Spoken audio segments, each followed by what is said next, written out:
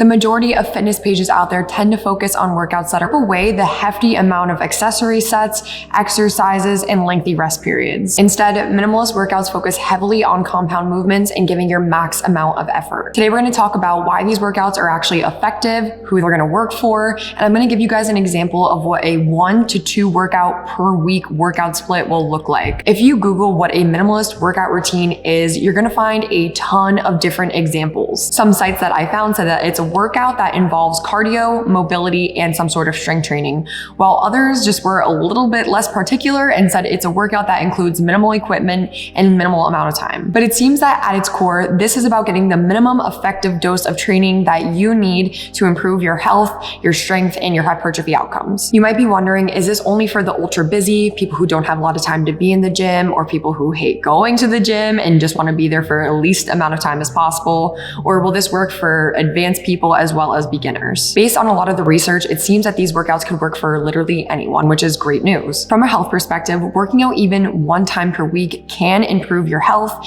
increase your strength, and increase your muscle mass. If you are someone who is going from completely sedentary to now moving at least 1 time per week, of course you're going to see things increase or get better if you're applying or pushing yourself. With any workout routine, what really matters is that progressive overload, so that you're pushing yourself harder than maybe the time before, or maybe exposing yourself to a new stimulus that you've never exposed yourself to before. So as long as you're doing those things, it seems that you could still make progress. From a hypertrophy perspective, the same can be said, and it's been shown that even 1 set per muscle group per week can increase your muscle mass over time. Is it more optimal to go 4 to 10 sets per muscle group per week or even more? Yes, but again, these minimalistic workouts are not for someone who cares about peak results, and it's more for someone who cares about getting the minimal effective dose to see an improvement. If you're someone who only wants to exercise 1 to 2 times per week, it will be best to do a full body split to make sure that you are fully optimizing the time that you are there. While we're going through this workout, it's really important to note that I'm taking all of these sets and exercises to failure or very close to it. A lot of people tend to use RPE, or rate of perceived exertion. I kind of like to talk about RIR a little bit more, which is reps in reserve, and I learned this from Mike Israetel over at RP Strength. I like this method a lot more because RPE is super subjective. What might feel like an RPE 7 to you, which should be something that feels pretty difficult, might only feel like an RPE 5 to someone else, or vice versa. At least when someone says that you're going for an RIR of 3, you'll know that you're going until you have 3 more reps in reserve that you could do with good form. So as I'm giving the reps and the sets and the RIR, really hard to say, I want you guys to be using a weight that actually applies to both of these things. So if it's an RIR of 1 and you have 10 reps for 2 sets, choosing a weight that you got to 10 reps and you felt like you could have done like 15 more reps is not going to be the weight for you. So you guys have to adjust based on all of those descriptors. The first exercise you guys are going to have on this is going to be a barbell back squat. We're going to go for 2 sets of 6 to 8, and I made it 6 to 8 because this is a big compound movement and I want you guys to be kind of pushing your strength on these. The reps in reserve for the back squat are going to be 0 to 1, so meaning you have 0 or 1 rep left in reserve until your form goes to complete shit. If you're someone who's used to taking multiple minute-long breaks in between your sets, it's probably best to hover around there and slowly work your way down in rest time. This obviously will reduce the amount of time that you're actually in the gym and make the workout feel a lot more intense. But again, if you're kind of pushing your strength on some of these, it's definitely best to wait a little bit longer if you're able to. Next, we're gonna hit our chin up. You guys could do these assisted. You guys could do them weighted if they're too easy with just body weight. You guys are gonna go for 2 sets, as many reps as possible with a rep in reserve of 0 to 1. If you're looking for a place to start with this, like weight wise, if you need to load it up or deload it up, I would at least pick something that gets you 10 solid reps and then kind of start to go from there. After the chin up, we're going to hit 2 sets of 8 to 10 barbell RDLs. You guys could also sub in dumbbells. If you do not have a barbell, that's totally fine. I just prefer to use a barbell with this exercise for myself. A really important cue when it comes to the RDLs is that you guys want to make sure that you have a minimal bend in that knee and you're thinking about pushing your tailbone towards the crack in the wall behind you. Next, we're gonna do a cable chest fly or a dumbbell incline bench press. Typically with both of these exercises, I like to have my elbows in like a 45-degree angle instead of wide out just like this, where you're at more of a 90. This just feels better on my shoulders, but you guys could do whatever feels most comfortable for you. We're gonna hit either one of these for 2 sets of 10 to 12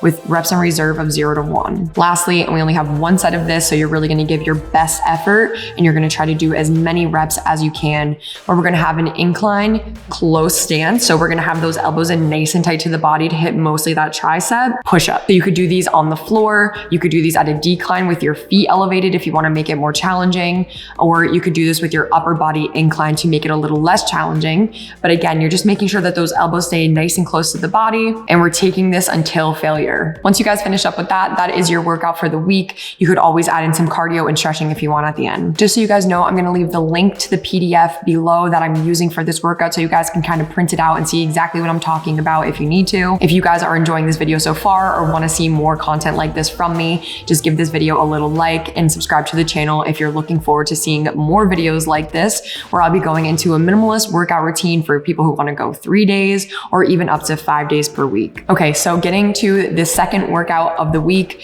you guys are gonna start this off with a barbell deadlift. You guys, of course, don't have to use a barbell. If you prefer like a trap bar or a kettlebell, that's totally fine as well. And I definitely recommend it if you're someone who's a little bit newer to fitness and you're still working on perfecting your deadlift form. Just like we did with the squats, because this is such a big compound movement, we're only gonna go for 2 sets of 6 to 8. I want this to be challenging though, so I want you guys to keep the RIR at 0 to 1 for me. To kind of complement what we did on the first day when we were doing that vertical pull with our chin up, we're gonna have now a horizontal pull, and we're gonna hit some pen lay rows. I love the explosiveness of a pen lay row, but if you are new to lifting and you're not ready to kind of add that explosiveness and that bent over position yet, and you're still mastering like your hinge, I would maybe suggest doing a just regular barbell bent over row. For either of those exercises, you guys can go for 2 sets of 8 to 10, RIR of 0 to 1. Next, we're gonna have an RFE split squat. For these, I kind of just like to like stack up a few bumper plates, like maybe 2 45s or like 2 aerobic steps, and put my back toe or like the balls of my feet on that plate.